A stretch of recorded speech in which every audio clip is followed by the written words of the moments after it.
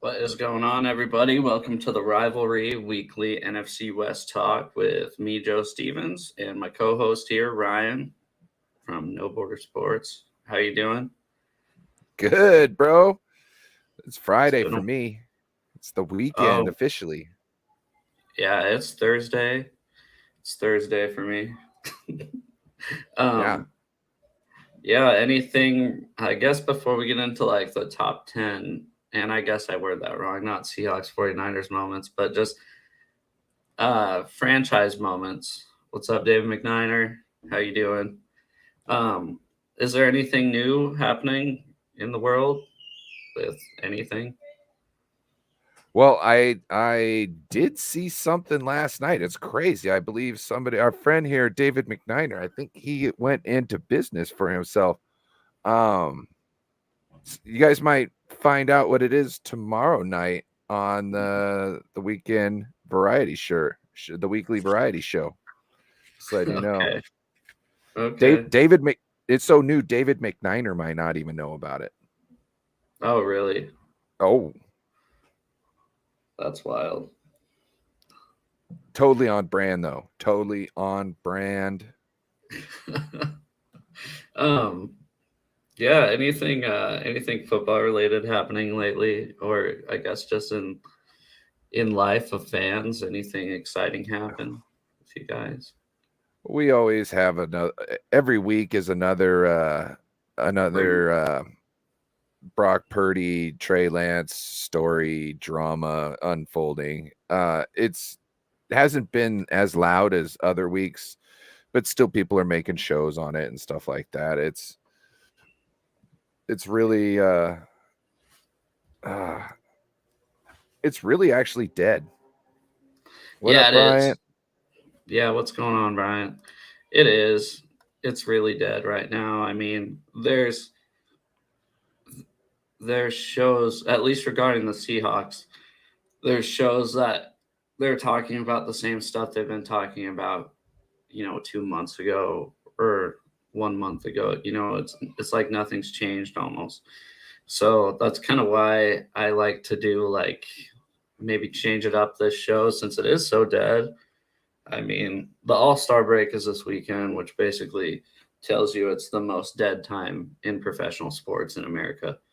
So I figured we'd do something kind of fun, maybe throw a Weddle in there if we're feeling risky. That'd be kind of fun.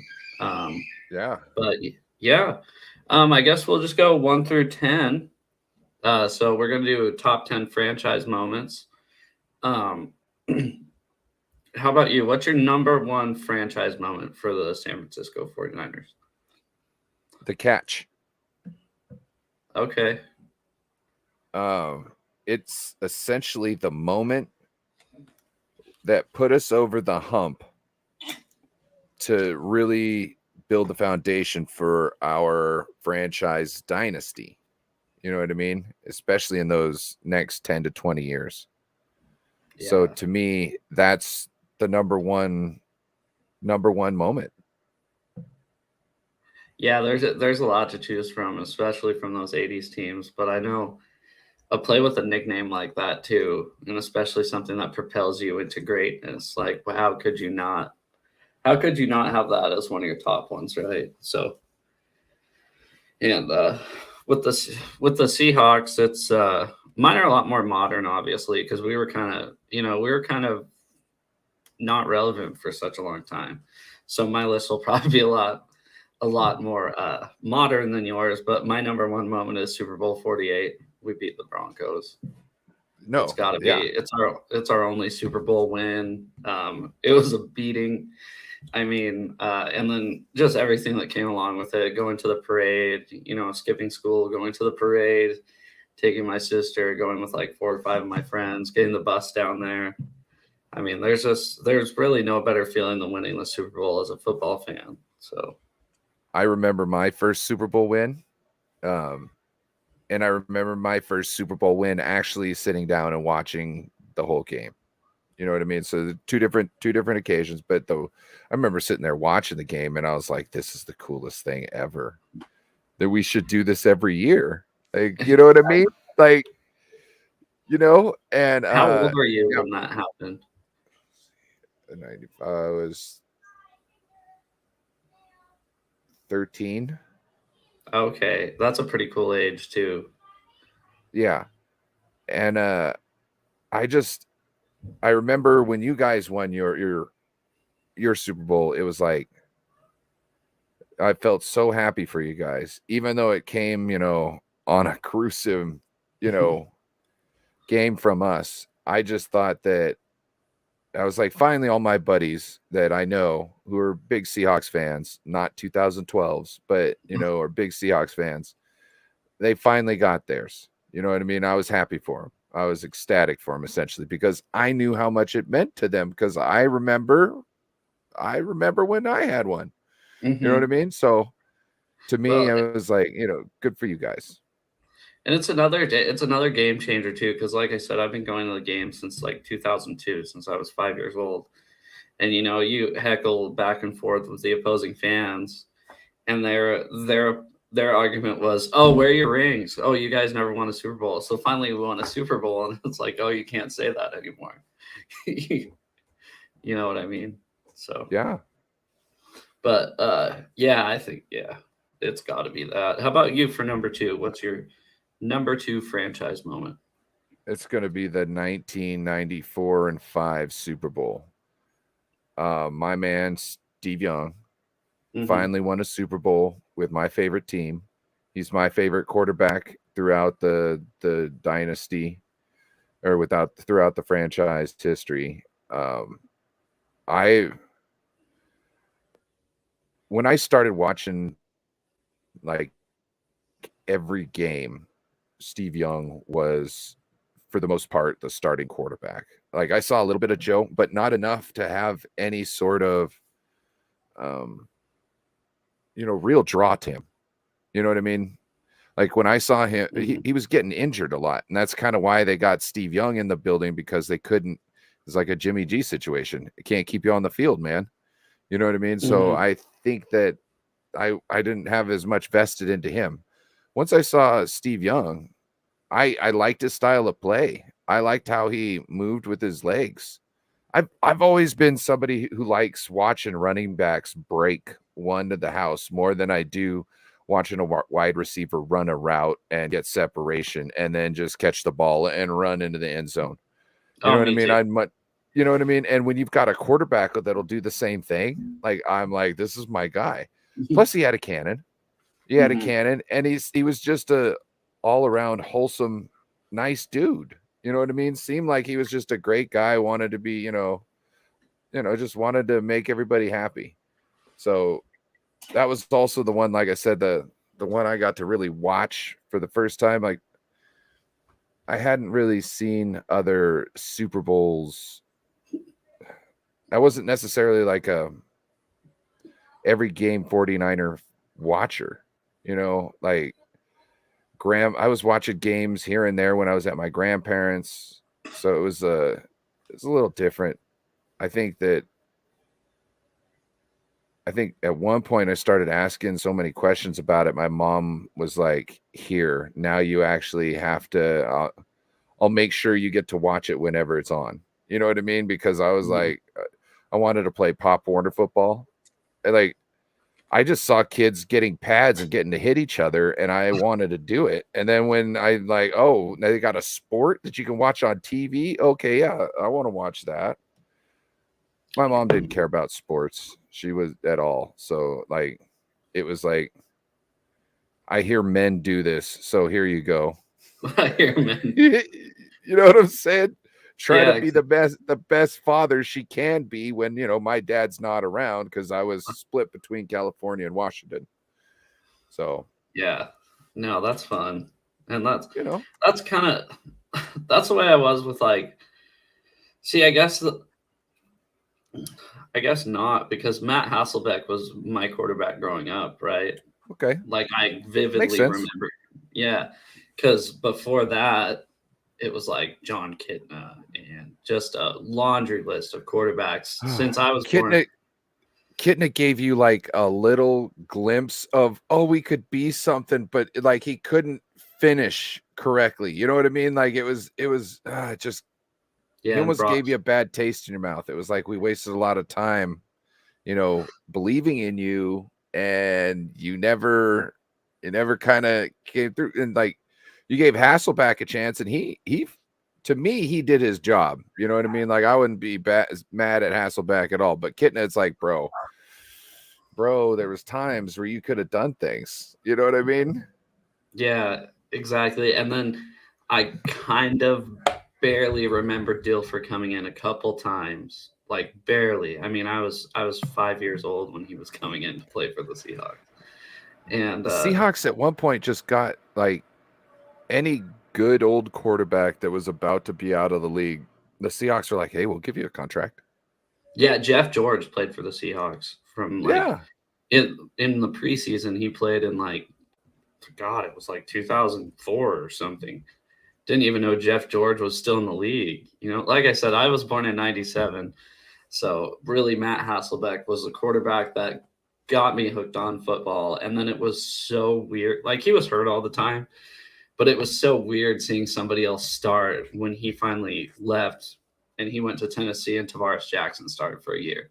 It's like, well, where's Matt? It's so weird. So I kind of understand, but he wasn't successful like Joe Montana. So who was the fullback in front of Sean Alexander? Was that Max Strong?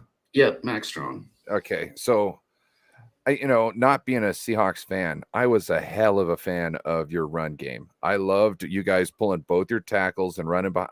First thing, Max Strong is I'm a fan of his. That guy is a real man, a real grown ass man. Just saying, just want everybody to know that. I really appreciated him watching football, but yeah, I loved watching you guys run the ball. And it was a thing of beauty. I wish the 49ers would do some of that. I don't think we have the personnel. You guys had, big guys that were just moving around. See, that's the We thing do is and like we don't. from that's that the Mike Holmgren era team will just say like when they were dominant. So 04, 05, they weren't even dominant in 04, but 05, they were a dominant team. So the center, the left guard, and the left tackle all made the Pro Bowl that year. The running back and the fullback, because they were dominant. It was all the offensive line, really. I mean, Sean didn't have to break very many tackles to get 1,800 yards and 27 touchdowns. So and it wasn't mixed direction. It was essentially hat on hat, and we're just going to overpower you. We might tackle and the guard. Yeah, we might pull a guy, but that's a normal operating. You're normally going to have somebody moving around on that line. You know what I mean? To me, it wasn't as sly as like the inside zone with Marshawn Lynch. No, you know what I mean? Not It wasn't even close. like It was that was style. nasty. Don't get me wrong, but I think that I think what you guys did in that time with Sean Alexander and Max Strong, it was almost like grown man ballet. You know what I mean? Yeah. Like it was almost perfect. You know what I mean? Yeah, it went from clean, like Sean Alexander running style was like clean, very fluid, to Marshawn. That was the most aggressive running style you can get. And, both were fun to watch. Both, but everybody in Seattle, at least when Marshawn was in his prime, was always thinking, God, if Marshawn was here, 6 years before this, imagine that running game with Marshawn Lynch in the backfield and that offensive line. I mean, that would be unstoppable. Facts.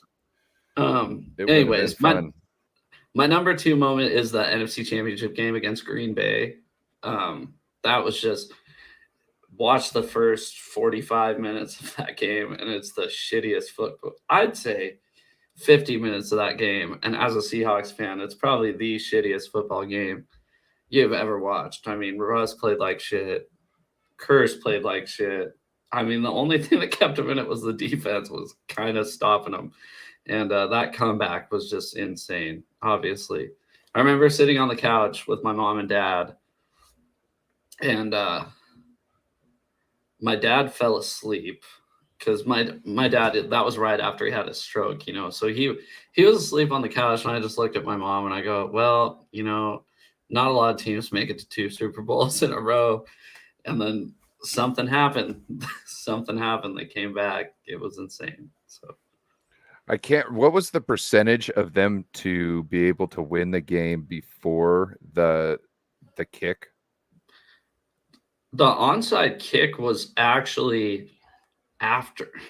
What happened was, Well, I remember there was a certain stat where it was like it had like a 2% chance of winning or something like that at that point. well, I think even before the drive where they scored to kick that onside kick, I hate rewatching that game, honestly. But I think Russ throws an interception, and the guy could have got in field goal range, but he just went down. The Packers go 3 and out. We get the ball with like 8 minutes left, or maybe it was. I think it was about 8 minutes left. Then we go down to score. But when Russell Wilson threw that last interception, I think we had like a 1% chance to win that football game. It was stupid. But yeah, and then the onside kick, you were like, what is going on? How? And then to top it off, go down and score. And then Russell Wilson just floats it to Luke Wilson for that 2-point conversion, which mattered because the Packers came back after that, kicked a field goal. It's the most. Shout out to Tom Grossi. Yeah, shout out. It was like the most like down in the dumps, like I'm done. I don't want to watch football. I'm not even going to watch a Super Bowl. This is stupid. To like, holy shit, we're going to the Super Bowl. And it was all within the span of like real life, like 25 minutes, football time, like 6. So, but anyways, what would be your number 3 moment? It's got to be the 1981-82 Super Bowl. It was the first one we won. It kind of, other than the catch, it kicked off the rest of the 5. You know what I mean? The other 4. So That's not the one against the Bengals, is it? I can't remember. Like I never watched them really. You know what I mean? Other than I've seen them. It's not like I've watched them over and over to the point where I could tell you what happened in those games. Mm-hmm. I've seen the game. Let me get that for the fans. David Corona should be able to, or David McNiner should be able to tell us. Yeah, McNiner. Sorry, it was against the Cincinnati Bengals. Yes. Was that the comeback? Was that the one where I believe that was 89 with the comeback? Okay, yeah, because they played the Bengals twice, right, in the Super Bowl? Yes. Okay. If I'm not, I think that's the comeback. I also think that's the John Candy story. I don't know if you ever heard of that. No. Oh yeah, when Joe Montana was in the huddle and just goes, "Hey, that's John Candy up there." Or something. Yeah, they gotta go down and score to win the game, and this is in the Super Bowl, and he sits there and he's like, "Oh, hey, is that John Candy right there?" And it just like chilled everybody out, and they just marched down the field. So at one point, I heard a story about this. Like they were saying, like Joe couldn't do any wrong essentially because the defense knew, oh shit, we're not up by more than a touchdown. There's still time on the clock. We're fucked because Joe is just going to march down the field on us. And when the defense thinks that before you even take your first snap in that last series, you've already lost. You know what I mean? So it's like he put up that thought in people's heads, and that I think that was the comeback. And like everybody, on the defensive Bengals, they knew what was about to happen, and I think they kind of were defeated because I think I heard a quote from one of the Bengals players that was said that pretty much like you knew you were screwed because you got to keep him off the field. It's almost like a Patrick Mahomes, you know what I mean? And also that's why I give Joe Burrow a lot of credit. I'm telling you, he's dead ass. He's just like Joe Montana with the coolness, you know what I mean? And just not pressured by anything. We still got time. I still got it down. We got this. You know what I mean? Like Brady was another one like that. Watching Tom Brady, you're like, fuck. I don't know. I don't think Tom Brady was as cool. I think Tom Brady like knew how big the moments where he just, not to say that nobody else knows how big the moments are, but I don't think it weighs in his moment. They're going to do it, and they got one more play to do it. And that's just, they're not thinking about anything past that. You know what I mean? Because it doesn't matter. There's one play. Tom Brady is one to think about that. You think about the next game, kind of, you know what I mean? All that type of stuff, because that's how he is. I don't think that's the case for, yeah. Yeah, no, that makes sense. Yeah, he could be clutch, though. He could be pretty clutch. Oh, most definitely. Yeah. But, yeah, which one are we on? Number 3? I think you're doing your third. I'll do the NFC Championship game against San Francisco as my third one. That was just, I mean, you know all about it. That was one of the coolest games ever. Not only as a Seahawks fan, you know what? You have to appreciate the fact that it was a really good game. So that was your catch. Exactly. That was the catch. Yeah, you got over that hump, and that was able to get you to. And if you really think about it, well, how many times have we fed? Us playing each other is some of the best football you can watch. Essentially, it's just crazy shit. And both teams are going for broke. Since Carroll came in, Carroll and Harbaugh, is when it turned like. And, you know, there's historic rivalries like the Cowboys and Eagles, historic divisional rivalries like the Bears and the Packers. But between the players from, you know, that stretch, I'll even say to now, you never watch a game, you hardly watch a game where the players legitimately do not like each other as much as the Seahawks and 49ers. The Niners and Rams. Really? Very, very much so. Yeah. Like if you look at the interviews, people will ask questions about the 49ers to the Rams players, or ask the 49ers about the Rams players, and it's not nice whatsoever. Like somebody asked, you know, Aaron Donald about something, and he was like, we don't like them at all. We don't da da da da da da da da da da. And they asked the 49ers player, hey, what do you think about what Aaron said? And they were like, I don't give a fuck what he says. We're trying to go out there and beat his ass. You know what I mean? Like it's just like plain and simple. There is no love lost. It's always shit talking. It's always shit talking. And you know what I mean? And we're in the driver's seat right now. That's all I'm saying. We're in the driver's seat for right now. Anything can happen in the future. So can I ask you, going back to that NFC Championship game, like what?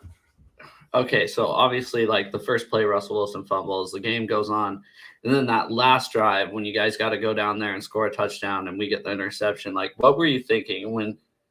I guess as soon as that ball left Kaepernick's hands, like what were you thinking? Because I was just thinking, I'm not gonna lie, I'm pretty anxious, so I was just thinking, oh fuck. Like he's going to the end zone. They probably got this.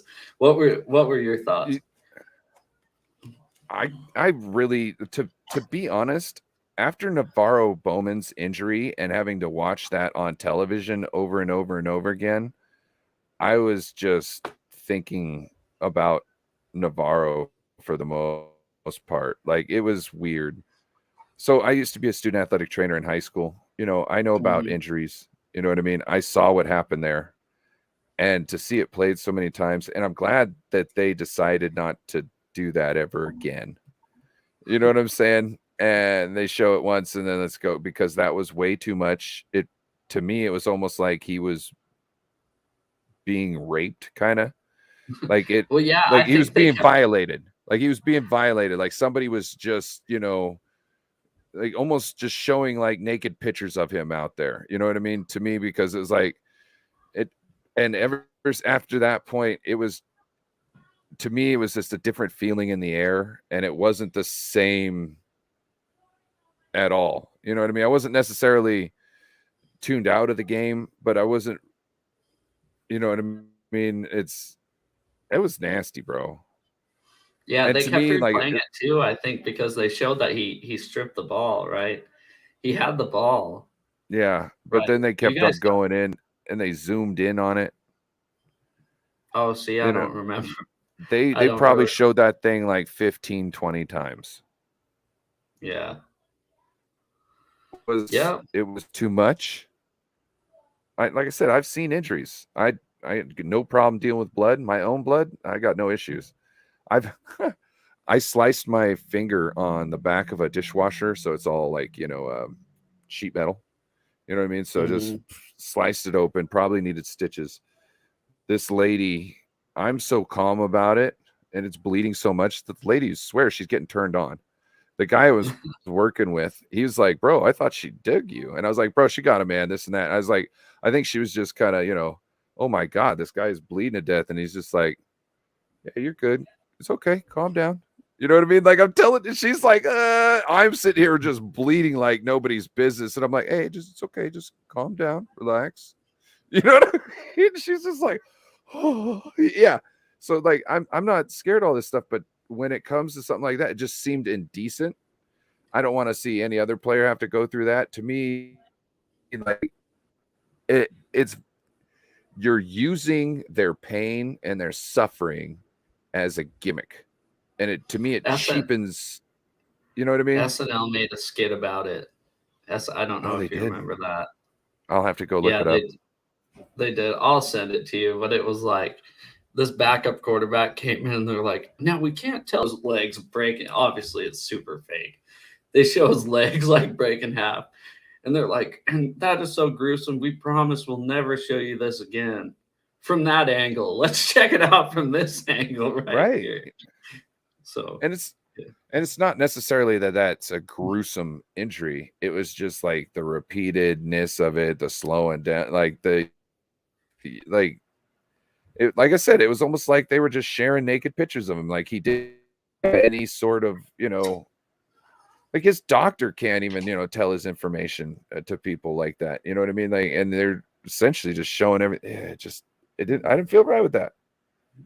Yeah, obviously he was out of the game. I think part of the reason they were doing it is because he stripped the ball that play, and the 49ers should have got the ball. So that's Like one that.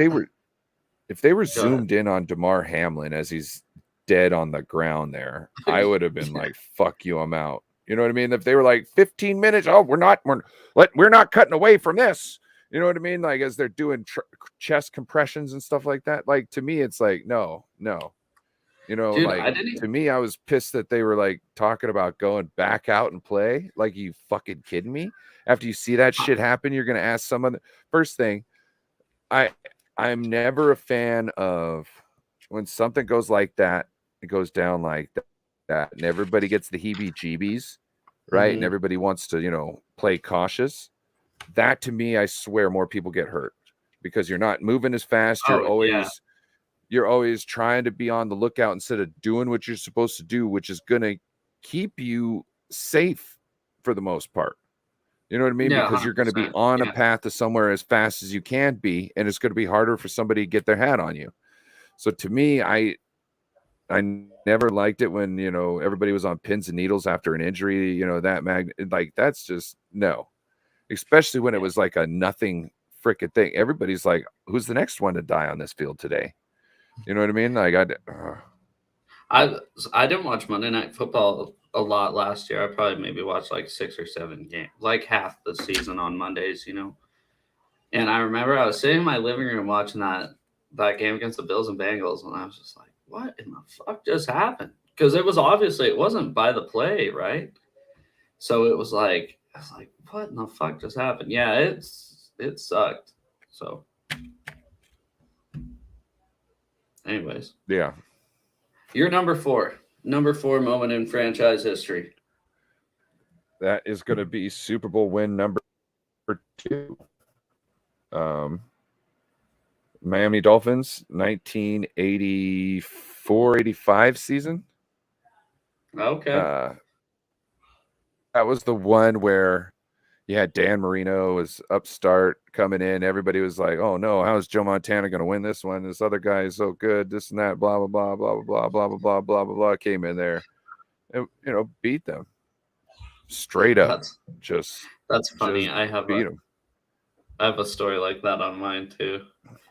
Um, my number 4 is Paul Allen. This one's not even a football play, but Paul Allen saves the Seahawks from Los Angeles. Yes. I mean, that one could easily be number 1, but it wasn't. That was probably other than the franchise being started, that was probably the absolute most important day in Seahawks history was Paul Allen buying the Seahawks. Otherwise, go ahead. I don't know if you'd be sitting here with a Super Bowl win. Yeah, even if somebody came and bought him just to keep him in town. Yeah, I agree. But yeah, single-handedly, I think other than the first day of the franchise, that was probably the most important day in Seahawks history. So Paul Allen had fuck you money, and he was retired. He didn't even like football. That's the thing. That's what people don't understand. He was like George Washington. Like, I don't want to be the fucking president, but I want to make sure this shit gets done right. So fuck. Yeah, you know what I mean? You know? Yeah, and he already owned the Blazers, right? So that was a big thing. Is they were like, oh, how can and he liked basketball, right? He loved basketball. He didn't. Yeah. He kind of liked football, but not really. So that's he's the one that helped design the stadium that's there right now, Lumen Field. For now, that's what it's called, Lumen Field for now. But he the reason the roof's like that, or the semi-roof, is because he said he grew up watching football games at Husky Stadium, and they've always had the overhanging sideline roof. So he was a good. I mean, I can't thank him enough, just as a Seahawks fan, for doing what he did, because the previous owner, Ken Behring, already moved the team headquarters to Los Angeles. I mean, it was basically. I mean, remember when the Sonics moved to Oklahoma City? It was kind of like that. Fucking God! I stopped watching basketball. Yeah, I think a lot of people did. And you know what? It's funny because now people are like, "Oh, you gonna watch the game?" And it's like, no, especially now that like the game has changed. Even like it's different from what I was watching. Like, I liked watching basketball in the 90s. Watching basketball in the 90s was like almost watching a professional level, like street hoops. Not to say that there aren't talented people out there at one point in time who were only playing street hoops that couldn't beat professional players. I'm just saying, like, it was the top notch. Now everybody's just like sniping and shit. And to me, it's not as flashy. It really isn't. See, that's where I feel like I disagree. I feel like it's more flashy now. I feel like it's more gritty. Splashy. I feel like splashy. It was gritty before, though. It was flashy before because people are flashing up the lane. You know what I mean? Now people are splashing. Yeah, I don't know. I feel it was just a lot more gritty game, though. It was like that's what I like. That's what I want defense. When I play basketball, which I don't do very well, I don't care about offense. I want to stop you. Yeah, I want to make you have to pass the ball. I want to get the rebound. That's all I want. One thing I'm great at is I'll run down so you can pass the ball to me underneath the hoop, right? And then what I'm going to do is I'm going to go down like I'm about to go up. Usually somebody's going to go over the top of me, and then I'm going to do my little layup. Either that, I'm going to kick it back out because everybody's crashing on me because I don't have very many moves. But when it comes to defense, you better watch out. We're going to have some fun. Well, what's your number 5 moment? That's going to be the 1988-89 Super Bowl. That's the comeback one we were talking about. That's the comeback one. Yes. Yeah, that'd be badass. One sec, I got a toddler running in here. Oh, what up? Sorry, my wife was babysitting. You're good. Life happens, bro. We got Bryant's kids coming in on the channel. Shit, Bryant's kids actually doing segments on his channel. Shout out to Lily? Lily. I think Holly's the smaller one, right? Oh, snap. What's up, Corey? How you doing? Corey, I heard you started your own business too. Yeah, Corey, I seen something. Might see that tomorrow night. Corey. Get ready. Yeah. How old were you during that Super Bowl comeback? Were you alive? Yes. Oh yeah. Oh, okay. I was born 5 months after the catch. Oh, okay. Which was 19. Yeah, so this Super Bowl I would have been, I gotta think, it would have been 6 or 7. Or no, 5. Okay. 5 or 6. Like Challenger had just happened. Or was about to, right? 80s was No, weird. Challenger happened in 86. Same with Chernobyl. Yeah, that's where I met the astronaut. Couple Met the good astronaut events. bro. Couple great events going on, right? Shout out to Tex. He was the pilot of the Challenger space shuttle. I met him in Yosemite when I was picking out a stuffed animal. He was very excited to see me, ask him a whole bunch of questions the moment I figured out he was an astronaut. And he couldn't, obviously tell me everything about space like I wanted to know. I just wanted to, go with him for the rest of my life and just ask him questions because it was dude, space, bro. Come on, yeah. What's up? My mom, hey, look, I used to ask questions like hella when I was a kid, right? Because things didn't make sense to me. So I needed to draw the lines together. And you know what I mean? To the point where I'm asking questions to where my mom's reading books and having to ask other people to try and get the information for me because there was no Google. You go to the library. Well, she realized she never knew either. You know what I mean? And she's like, oh, that's a good question. Shit, I got to go figure that out now. Because not only do I want to make sure you have the knowledge, but since you brought it up, I'm dying to fucking know. People nowadays, like a kid asks them a question, they're like, bleep, bleep. Oh, yeah, here it is. I got it right. That would have been a pain in the ass. Yes, it is. It's Lily. She's got her own set. And Holly, and then the young man, Murphy. Murph. So Holly's the little. Well, Holly's the little girl. Which one's the baby? Is that Murphy? That's Murphy. Murph. Nice. Number 5 on my list got to be the Beast Quake. That was. Oh yeah. That was awesome. Oh yeah. I'll still go back and watch that play. I was in the end zone that he scored in. The hold my nuts, and it was just something else. Like, people say, oh yeah, there was seismic activity. You couldn't tell. Everybody was jumping up and down. Like, that's why it wasn't the noise. Like, people think, oh, it was so loud.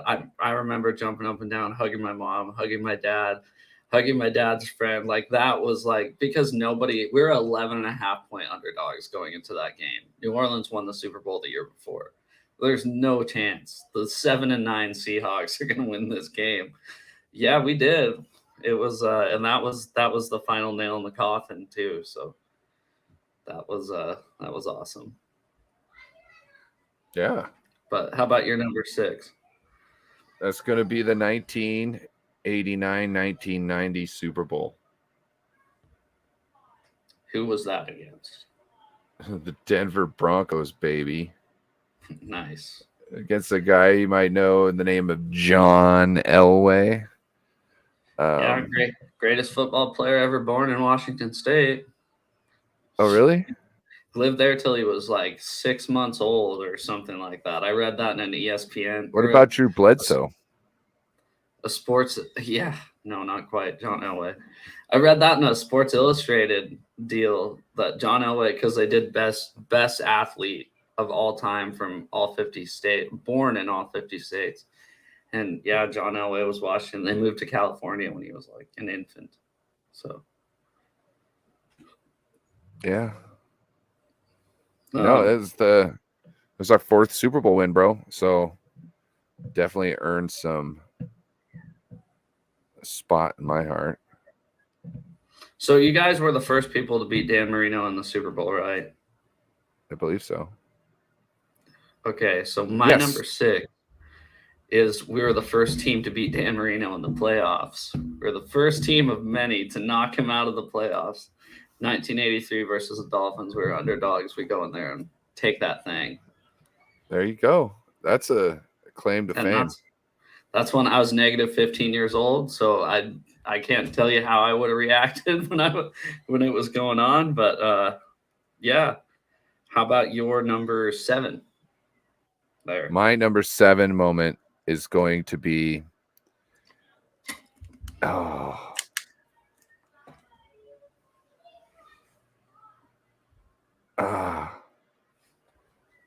I want to say it's okay. I'm going with the Terrell Owens on the Dallas Star, that game, because I believe that's the same one where Garrison Hurst broke his hand and he had a club on his hand, and then he ran all over the Cowboys with a broken hand.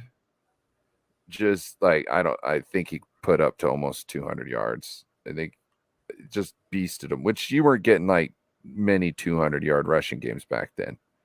Now it's a little more prevalent, you know what I mean, here and there sporadically, but you were doing a lot of work. Like 100-yard rushing game, that was like, oh my God, you got a guy who can get 100 yards every game. Oh, this is amazing.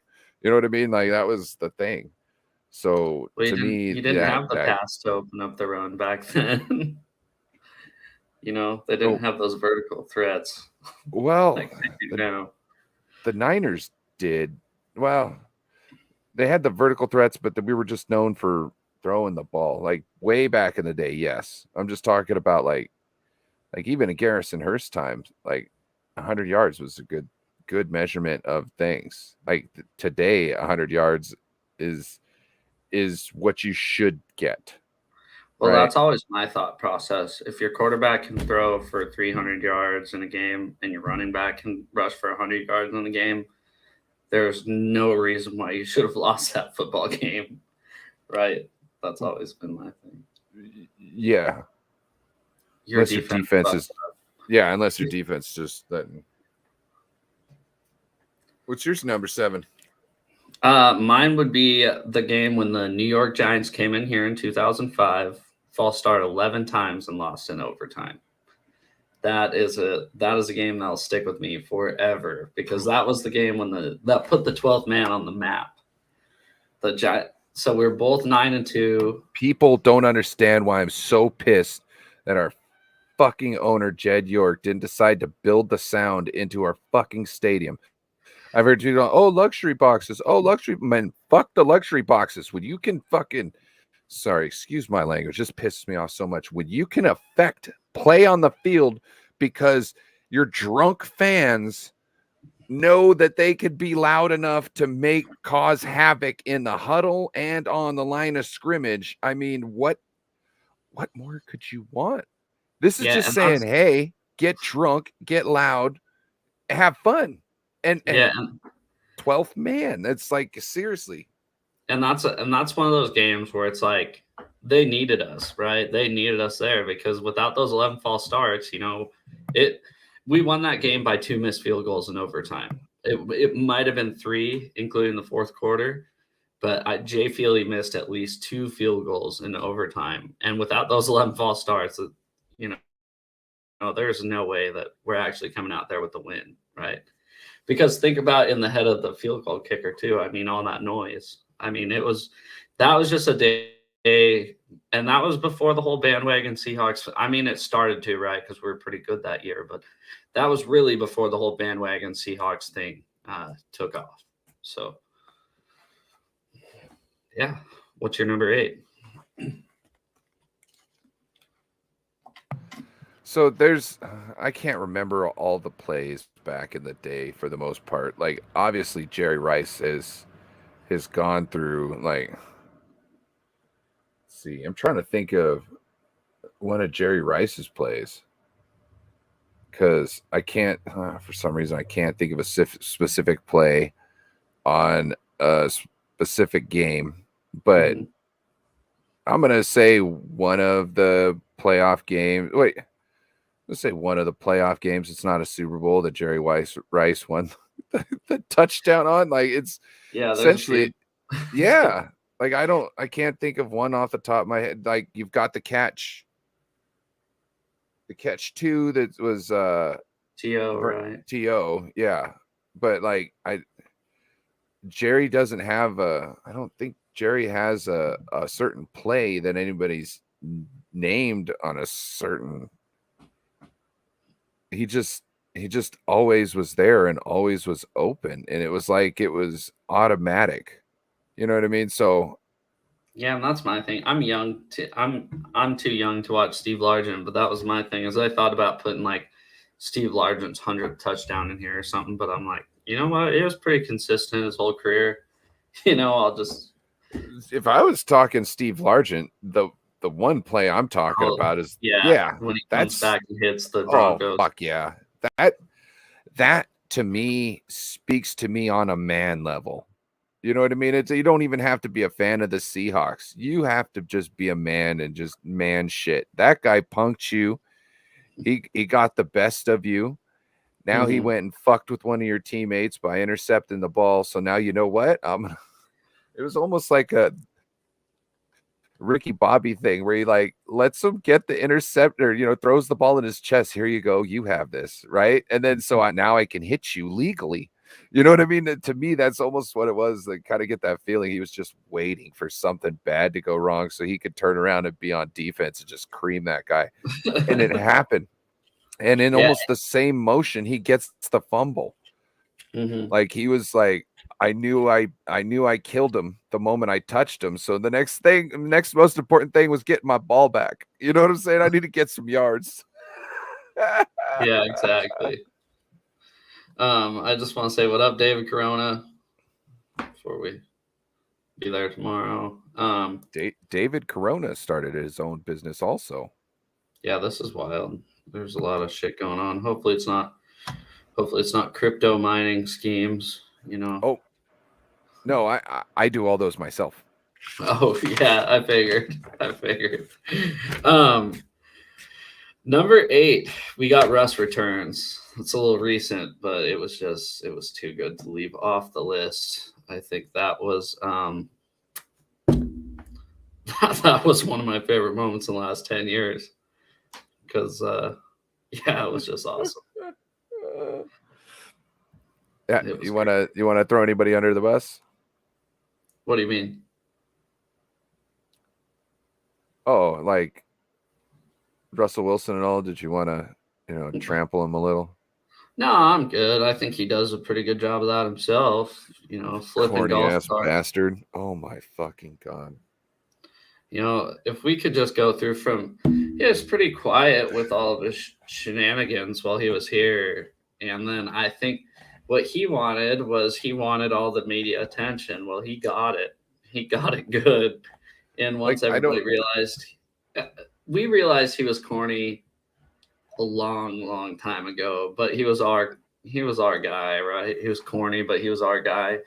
He gets traded at Denver. It's the top story on the NFL in the offseason, so everybody's talking about him, and every move he makes is being speculated, and he just looks like a clown. So, to me, I don't know why we haven't seen pictures of him surface in a tiara with his princess ass. I'm just saying, like, he is such a fucking diva that I didn't know it was like this. It was just one thing after another. Even now, it makes me wonder if doing all that kid shit was just a fucking ploy. Well, it just because he seems totally fake.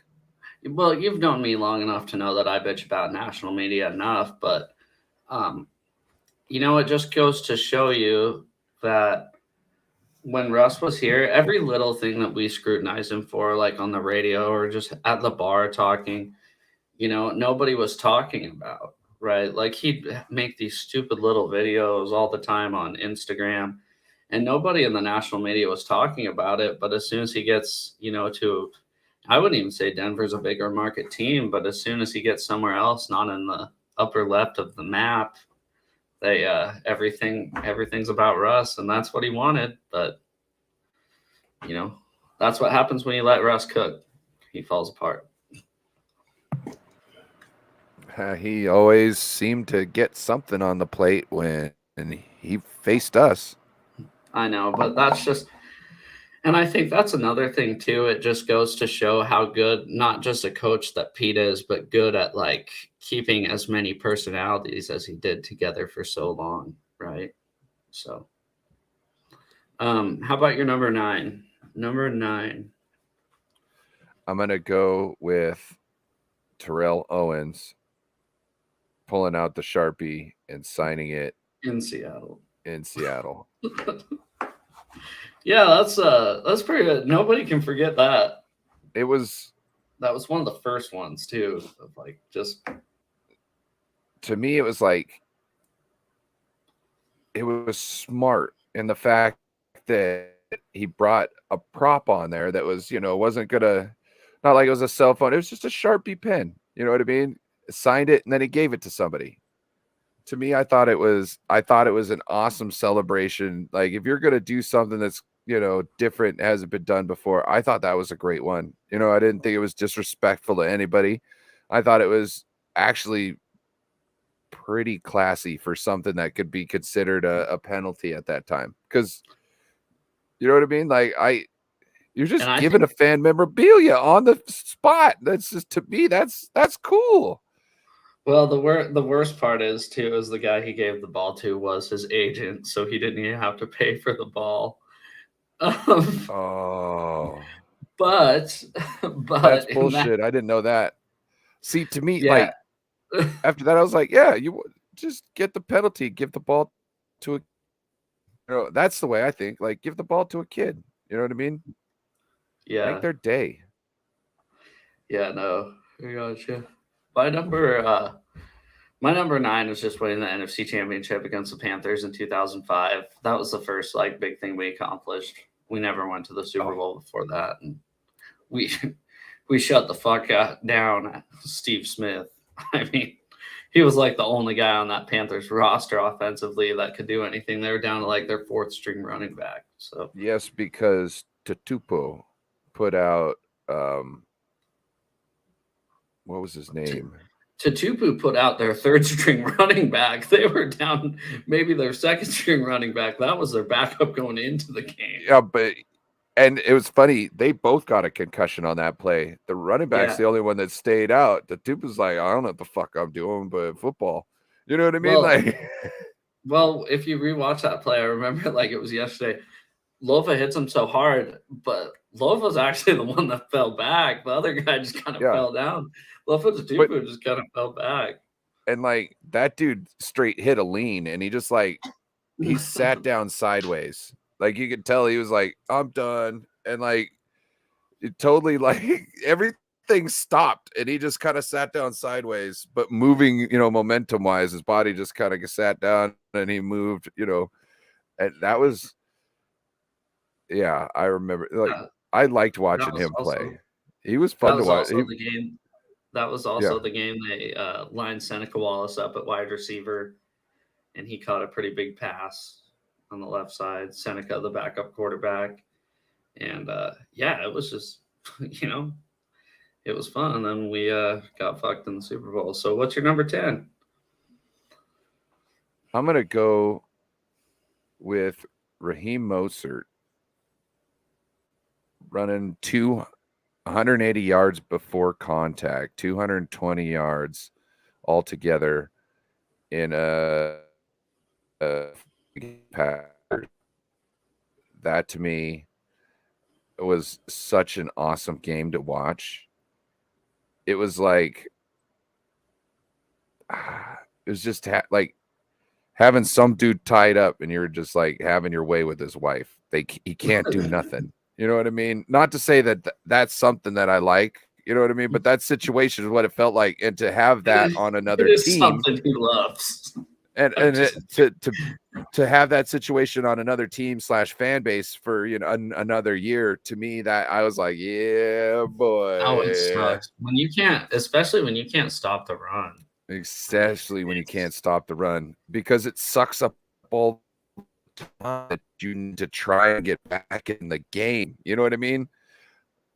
It's and your defense is just dying every time they you know what I mean? Because that's why I love the run game so much.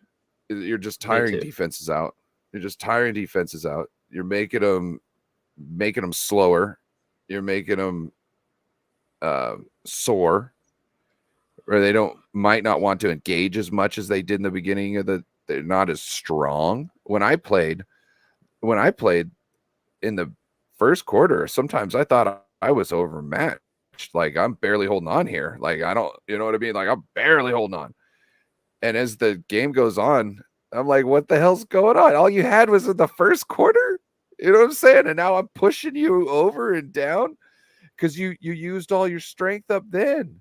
Like, I might not have had all the strength to begin with, but once you get tired and not the same amount I got, you're screwed. You know, that's why when I are in the weight room, see, that's the difference between being a wrestler and being a football player. Once I started wrestling, the way they trained weights, I liked it a lot better, because I'm not trying to max something out once. I want to be able to do it at least 10 times, multiple times at least, because that's something I can depend on me doing. Yeah, cardio. I would rather make sure just like, bench. I'd rather make sure I can bench my weight class off of me as many times as I need to, other than just, I could do it once, or I could do, 300 pounds once. Yeah. I'd rather make sure I got 215 all day long than to do 300 once. I'm going to get more use out of that. Exactly.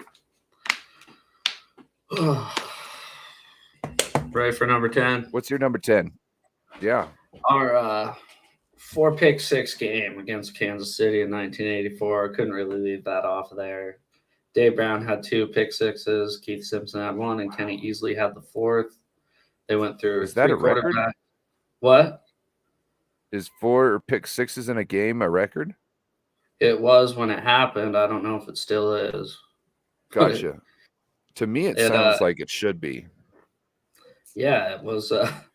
Like, 2 pick-sixes is 2 pick-sixes in a game is pretty monumental. 3 is I don't remember ever hearing of, and you just told me about a game that they had 4. So, yeah, 3 was the record up until that game. I couldn't tell you if it still stands to this day or not.